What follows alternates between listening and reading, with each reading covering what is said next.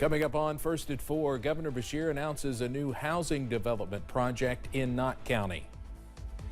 And many airlines are starting to offer travel waivers ahead of a possible winter storm later this week. Plus, things are getting messy starting as soon as tomorrow night. The latest Christmas travel forecast coming up as Mountain News First at 4 starts right now. Dedicated to Eastern and Southern Kentucky, this is WYMT Mountain News First at 4. Good afternoon, I'm Steve Hensley. First at 4, Governor Andy Beshear says help is on the way for housing in Eastern Kentucky. It comes as many people tell us they are struggling to get back into a more permanent home months after the devastating and deadly flooding across the region. WYMT's Phil Pendleton has more on what the governor had to say from Knott County this afternoon. In the almost 5 months since the flooding, we have talked to a lot of people with a lot of different issues they have faced in trying to get back into a more permanent home. Some people have had to start completely over again. Their home was washed away or destroyed. Other people are simply trying to repair a damaged home and running into many roadblocks. Governor Beshear says help is on the way in building a new housing community and economic development area called the Olive Branch Community. It'll be located near the Knott Perry County line and will include 8 new homes initially and possibly a new school. More homes and apartments are also coming. Housing Alliance officials say it is certainly good news to establish long-lasting homes. We do not want to settle for just a box, which is what somebody said. We just need boxes to get people in boxes. We want them to have high quality, long lasting, energy efficient homes. And it's not just the cost to rebuild a home or to buy a new home. It's the cost of maintaining a home amid everything going on. And now with winter upon us, and especially with cold weather just a couple of days away, long-term recovery officials tell me they are very concerned that people are going to find excessive heating bills they cannot afford to pay because of the extra cost to heat some of these homes. In Knott County, Phil Pendleton, WKYT. Lots of concerns, definitely. Governor Beshear says there is also an investment to help people rebuild homes damaged that were not in the floodplain. Well, we are still watching a potentially dangerous weather situation heading our way as we head towards later on this week. I'm talking late Thursday night into Friday as temperatures tumble from the 40s into the single digits in just a few hours. Outside right now, all is calm. 45, the current reading out at Slate along the Mountain Parkway. And the early part of this week is the part of the week to travel. There's a look from Pikeville Medical Center overlooking downtown Pikeville. Yeah, a few clouds, but we're all dry right now. Temperatures remain in the middle and upper 40s. Seen a few more clouds in the Big Sandy. That's why we're in the low 40s versus near 50 into parts of the Cumberland Valley. You see that here on satellite and radar. They've seen perhaps a sprinkle. I don't think a whole lot of that's making it to the ground. Most of what you see to our south is staying to our south. Temperatures as we head through tonight, we'll drop those temperatures past sunset into the 30s and we'll stay there. Heading into the overnight, perhaps some of us waking up into the upper 20s by the time we head into our Wednesday morning. First Alert Weather Day goes into effect Thursday through Christmas weekend. We'll start our coverage tomorrow at this time.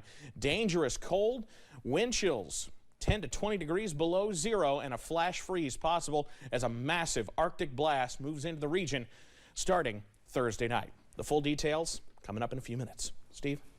All right, Evan, thank you. With the threat of icy winter weather in the forecast, police are urging a little extra caution this Christmas weekend, a busy travel time as well. Officials with the Pikeville Police Department are asking drivers to remember the impacts ice can have on roadways, making travel more difficult and often dangerous. Officer Tony Kahn says the best way to work around the weather is to be purposeful about every move you make, not only behind the wheel, but before you even unlock the car.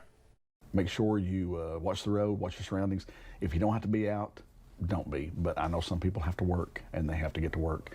So just take your time. Leave a little bit before that.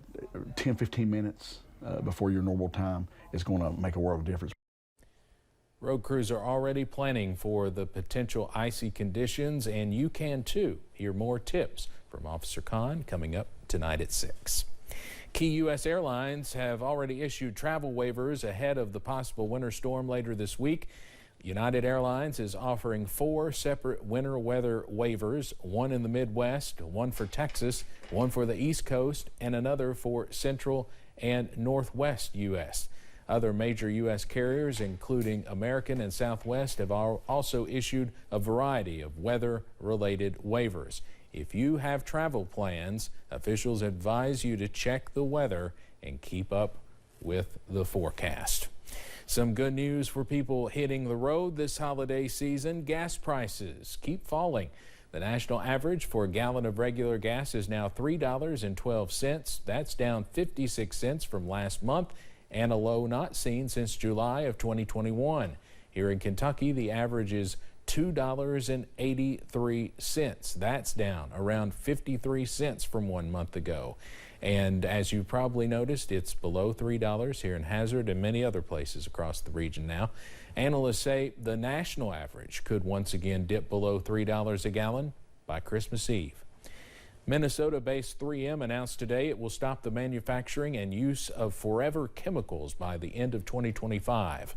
The company says the decision was made based on multiple factors, including increasing regulatory trends geared toward reducing and eliminating forever chemicals in the environment. 3M says it's already reduced the use of forever chemicals during the last 3 years as part of ongoing research and development. The Biden administration has finalized stiffer pollution standards for heavy-duty vehicles like large trucks, delivery vans, and buses, starting with model year 2027.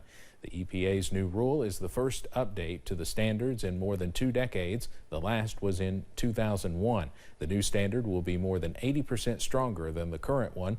The EPA says it will reduce smog and soot from heavy-duty trucks by requiring them to reduce emissions of nitrogen oxides by nearly 50% by 2045.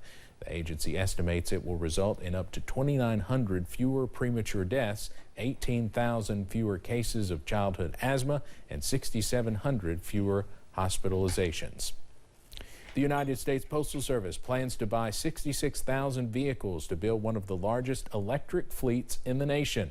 The Postal Service will spend $9.6 billion on the vehicles and associated infrastructure. The White House praised the Postal Service's investment. The first electric delivery vehicles are expected to start servicing routes in late 2023. Coming up on First at 4, the stress, sights, and even smells of the holiday season can trigger serious migraines. We'll talk with a doctor about how treatment can help.